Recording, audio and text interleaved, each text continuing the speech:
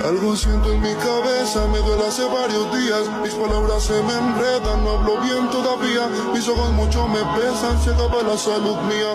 Y nunca pensé que caminar luego me costaría. Me decía un viejo, mientras sus ojos lloraban, de ya querer volar lejos. Mientras al cielo miraba, todavía recordaba cuando duro trabajaba. Y un derrame en su cerebro, no lo dejó hacer más nada. Me comenzó a aconsejar, aunque pensar le costaba. Dijo que su juventud fue como un cuento de ganas. Para un cuervo de caer el tiempo se necesita. Hasta la rosa más hermosa con el tiempo se marchita. El roble se va pudriendo, el agua se va consumiendo, el humo desapareciendo y las personas van muriendo. Que tu vejez la sintió viendo a sus nietos creciendo y ahora la siente más que todo, se le está impidiendo y lloviendo. Que todo se va acabando, nada dura para siempre, el cuerpo se va desgastando, el árbol de roble más fuerte algún día se va a caer. Nada dura para siempre, los hijos van a crecer.